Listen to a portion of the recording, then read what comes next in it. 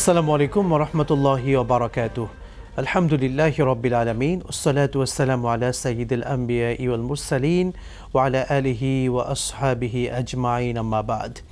প্রিয় দর্শক মণ্ডলী, আপনাদের সকলকে আন্তরিক অভিনন্দন জানাচ্ছি। এসএটিভির পর্দায় পবিত্র মাহে রমাদানের এই সুন্দর সময় মুনতাহা স্টিল নিবেদিত বরকতময় মাহে রমজান অনুষ্ঠানে powered by Aziz plastics limited, সহযোগী স্পন্সর বিআরবি এবং হুমাম ল্যান্ড ডেভেলপমেন্ট।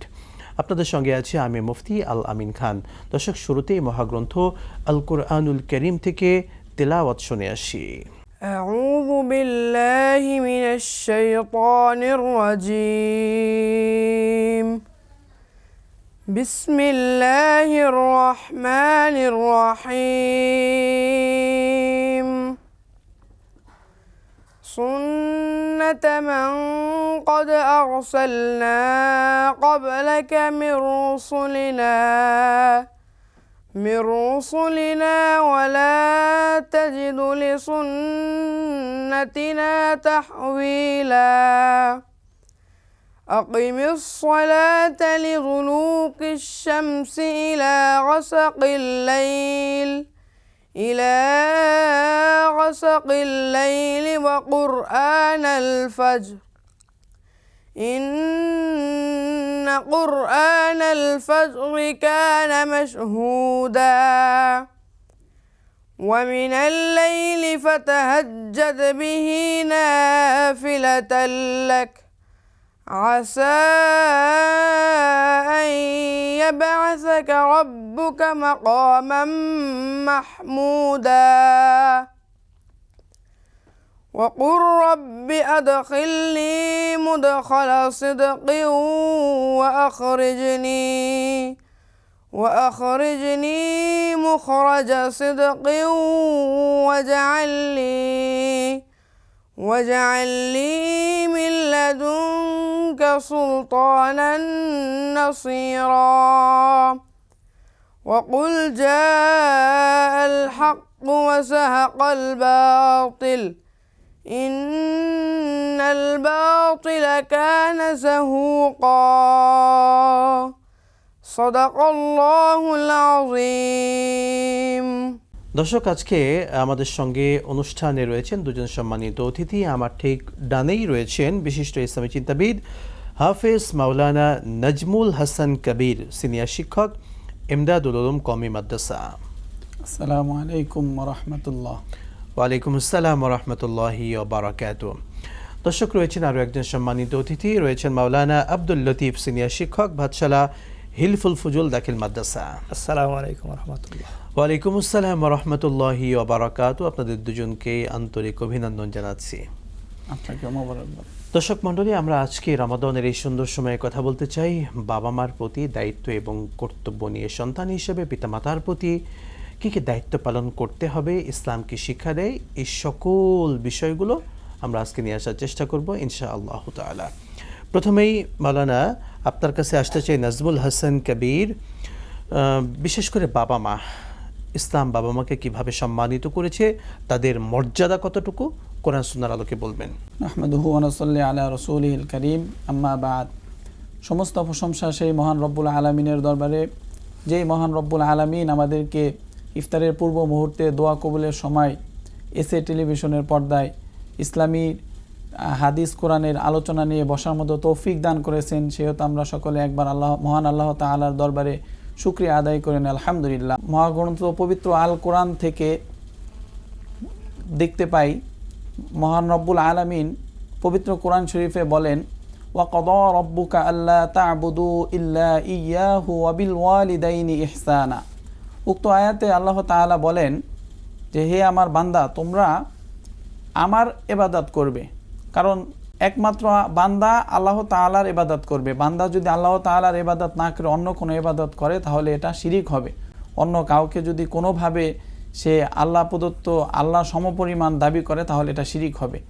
কিন্তু আল্লাহ রাব্বুল আলামিন দুনিয়া এবং আখিরাতে কত বিষয় ছিল, সমস্ত বিষয়গুলোকে বাদ দিয়ে আল্লাহ রাব্বুল আলামিন বললেন, ওয়াবিল ওয়ালিদাইনি ইহসানা, তোমরা আমার ইবাদতের পরেই মাতা পিতার সাথে সৎ আচরণ ভালো ব্যবহার করবে।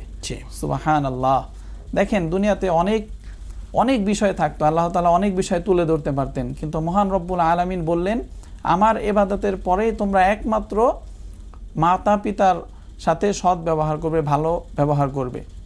তো আল্লাহ রাব্বুল আলামিনের কোরআনের পরে আমরা হাদিস থেকে জানতে পারি রাসূল সাল্লাল্লাহু আলাইহি ওয়াসাল্লাম অসংখ্য হাদিস দ্বারা প্রমাণিত মাতা পিতার সাথে কোনোভাবেই খারাপ আচরণ করা যাবে না, মাতা পিতার সাথে ভালো ব্যবহার করতে হবে।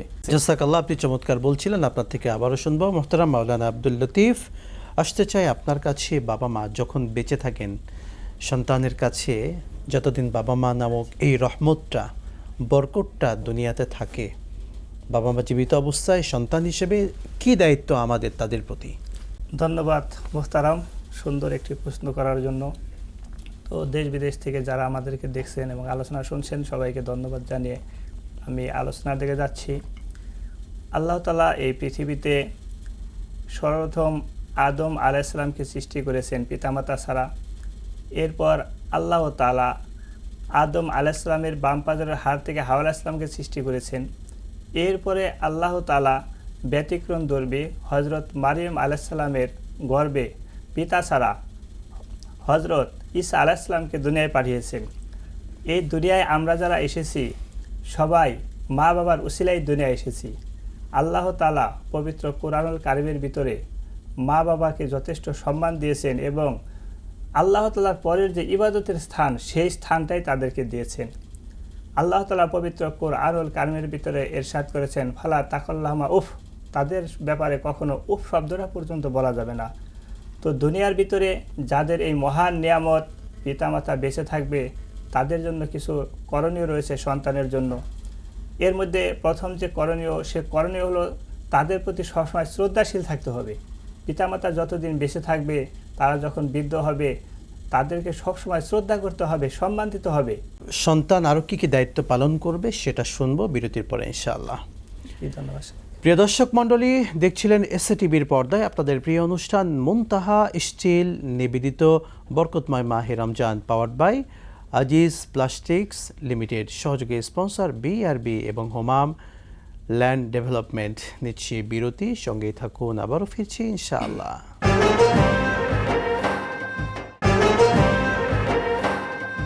বিরতির পর আরও একবার স্বাগত জানাচ্ছি প্রিয় দর্শক মণ্ডলী আপনাদের সকলকে এসএটিভির পর্দায় আপনাদের প্রিয় অনুষ্ঠান মুনতাহা স্টিল নিবেদিত বরকতময় মাহে Ramzan, powered by Aziz plastics limited, সহযোগী স্পন্সর বিআরবি এবং হোমাম ল্যান্ড ডেভেলপমেন্ট। দর্শক মণ্ডলী, আমরা আজকে সুন্দর আয়োজন থেকে কথা বলছিলাম বাবা মার প্রতি সন্তান কী কী দায়িত্ব পালন করবে, ইসলাম কি শিক্ষা দিচ্ছে।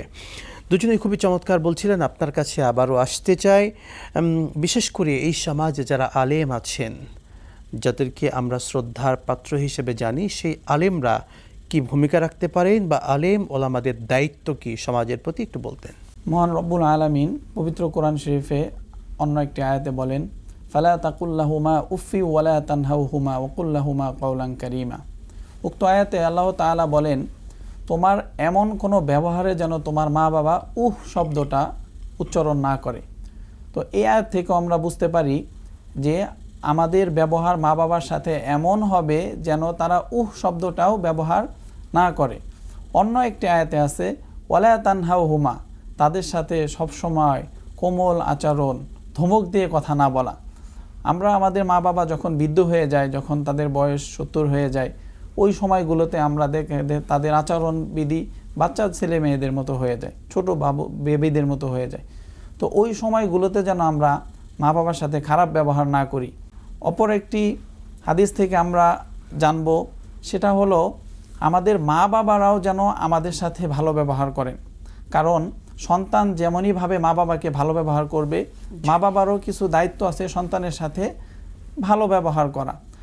যেমন ইব্রাহিম আলাইহিস সালাম যখন ইসমাইল আলাইহিস সালামকে কুরবানি করতে নিয়ে গেলেন, তখন ইব্রাহিম আলাইহিস সালাম কিন্তু ইসমাইল আলাইহিস সালামের সাথে সুন্দর আচরণ করেছেন, ভালো ব্যবহার করেছেন।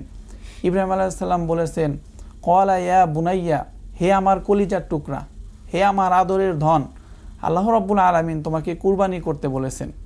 ইব্রাহিম আলাইহিস সালাম কিন্তু ধমক দিয়ে বলে নাই, যেটা আমাদের সমাজে অনেক মা বাবা প্রত্যেকটা কথাই কি করে, সন্তানদেরকে ধমক দিয়ে কথা বলে, বাজে আচরণ করে।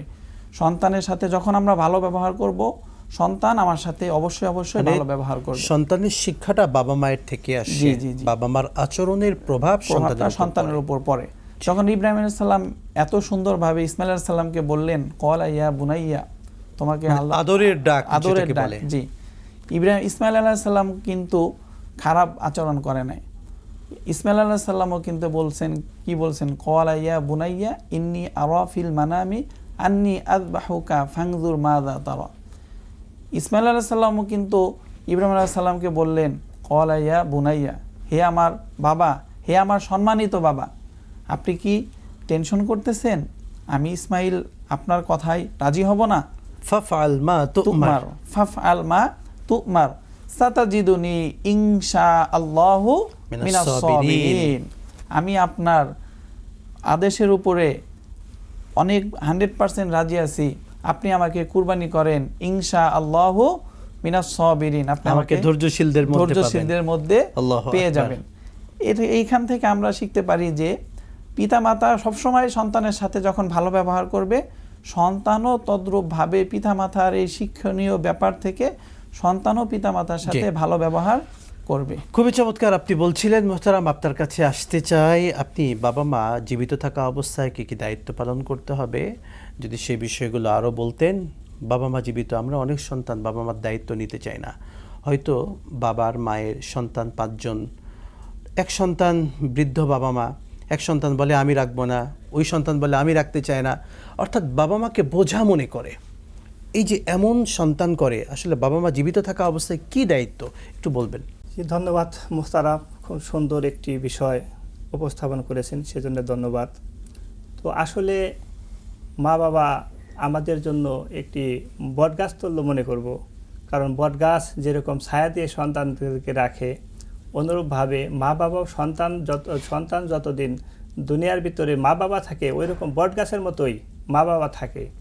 তো মা বাবা যখন বৃদ্ধ হয়ে যায়, তখন সন্তান যাতে আরও আন্তরিক হয়, যাতে তাদের বৃদ্ধাশ্রমে না যেতে হয়, এই শিক্ষাটা তাদেরকে নিয়ে ওই রকম তাদের সাথে ব্যবস্থা করতে হবে।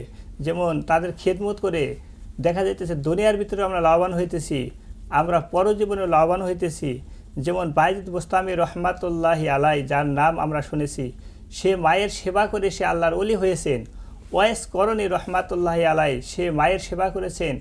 এইরকম এই পৃথিবীতে যত আলোকিত মানুষ ইতিহাসের ভিতরে স্থান করে নিয়েছে, প্রত্যেকটা মানুষই মা বাবার খেদমত করেই তারা স্থান করে নিয়েছে। ইমাম বুখারী রহমতুল্লাহ আলাই কিন্তু মায়ের দোয়াতে ইমাম বুখারী হয়েছেন। কাবা শরীফের ইমাম সাহেব তিনি কিন্তু বলেছেন, আমি আমার মায়ের দোয়াতেই বাইতুল্লাহর ইমাম হয়েছি। জি মোহতারাম, তো বলতেছিলাম, সেজন্য সন্তানের উচিত মা বাবার খেদমত করা, মা বাবার যে প্রয়োজনগুলো রয়েছে সে প্রয়োজনগুলো সাধ্য অনুযায়ী তাদের সমাধান করে দেওয়া। জাযাকুমুল্লাহ। আমরা শুনবো আরও বিরতির পরে। প্রিয় দর্শক মণ্ডলী, এসটিভির পর্দায় পবিত্র রমাদানের এই সুন্দর ক্ষণে আপনারা দেখছিলেন মুনতাহা স্টিল নিবেদিত বরকতময় মাহে রমজান অনুষ্ঠান, powered by Aziz plastics limited, সহযোগী স্পন্সর বিআরবি এবং হুমাম ল্যান্ড ডেভেলপমেন্ট। নিচ্ছি বিরতি, সঙ্গেই থাকুন, ফিরছি ইনশাআল্লাহ।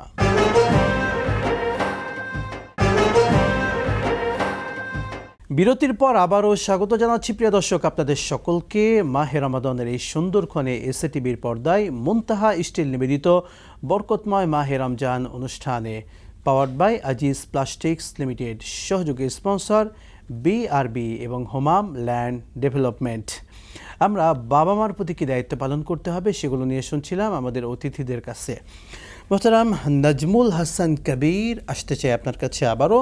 আপনি চমৎকারভাবে অনেকগুলো বিষয় বলেছিলেন, বাবা মার প্রতি কী দায়িত্ব কর্তব্য সেগুলো বলছিলেন।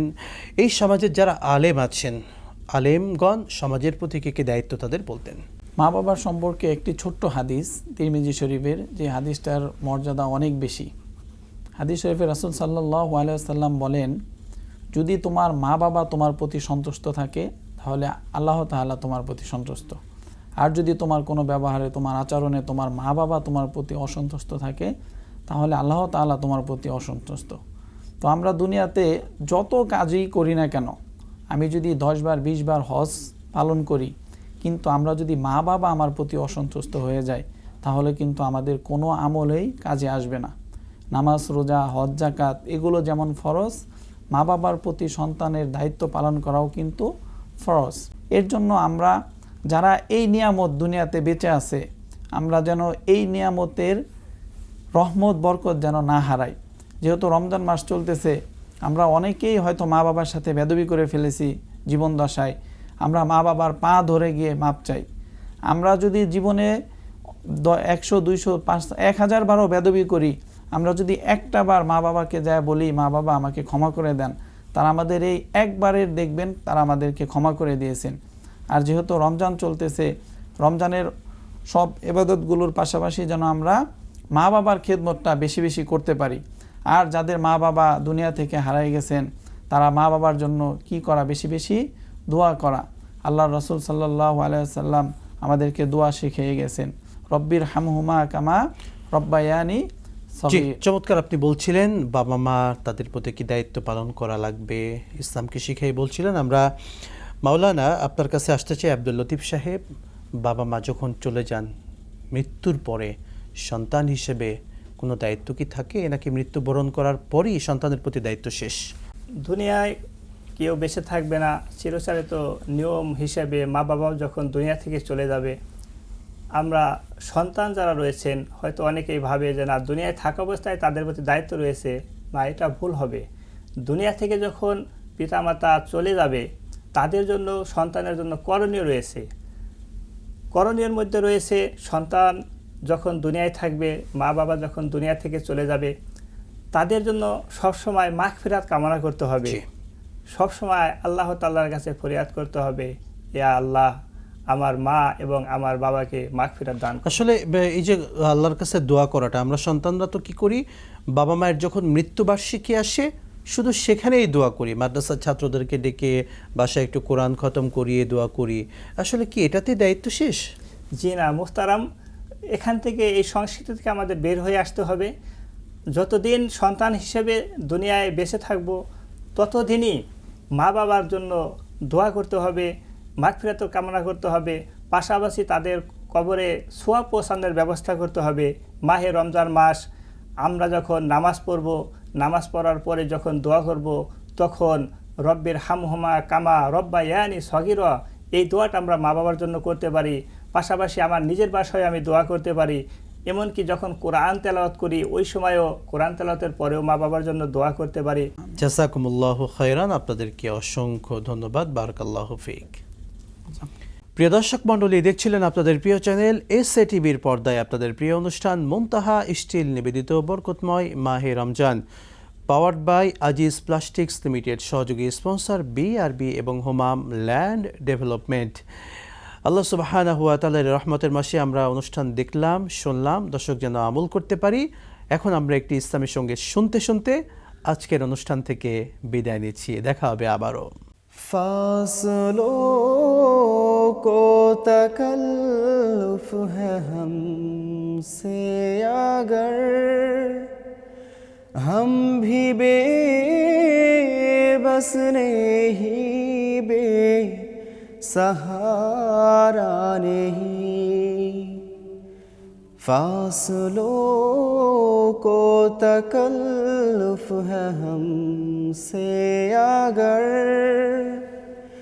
हम भी बेबस नहीं, बेसहारा नहीं। खुद उन्हीं को पुकारेंगे हम दूर से, रास्ते में अगर पाओ थक जाएंगे। फासलों को तकल्लुफ है हमसे अगर हम भी बेबस नहीं, बेसहारा नहीं। हम वहाँ जाके वापस नहीं आएंगे, ढूंढते ढूंढते लोग थक जाएंगे। वहाँ जाके वापस नहीं आएंगे।